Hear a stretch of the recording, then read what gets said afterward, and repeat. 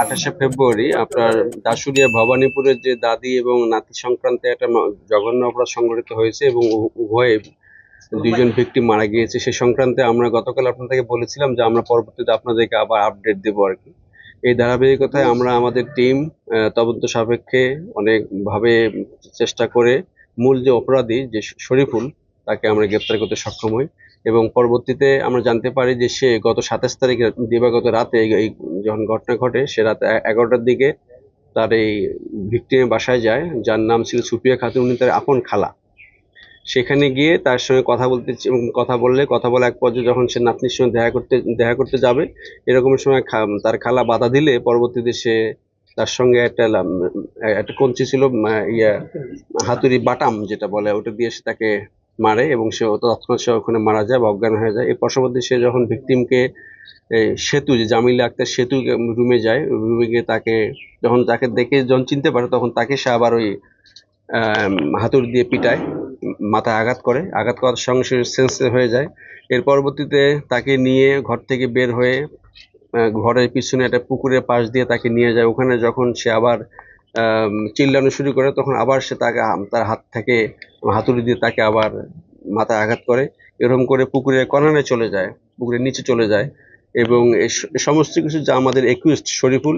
তার বক্তব্য অনুসারে তার দেখানো মতে আজকে ঘটনাস্থলে গিয়ে আমাদের টিম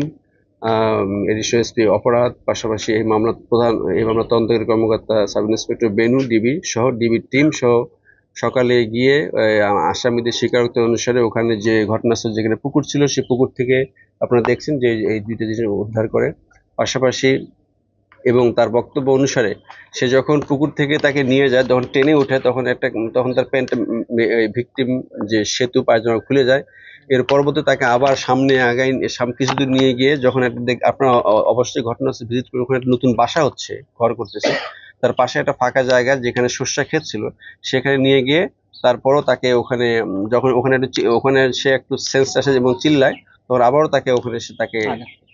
মাথায় আঘাত করে। এই আঘাতের প্রেক্ষিতে সে মারা যায় এবং মেয়েটাকে সে ধর্ষণ করে ওখানে আর কি। আমরা এই এই এই প্রেক্ষিতে এই যে একটা জঘন্য অপরাধ সংঘটিত হয়েছে এই সংক্রান্ত আমাদের টিম সকলের সহায়তায় এবং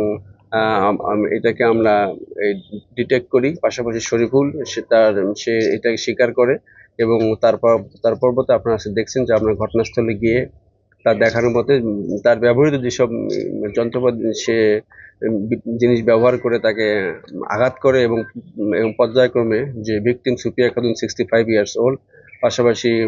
তার নাতনি যে আছে জামিলা আক্তার সেতু, তার বয়স 15, সেও এই দুইটি জিনিসে এই আঘাতপ্রাপ্ত হয়ে মারা যায়।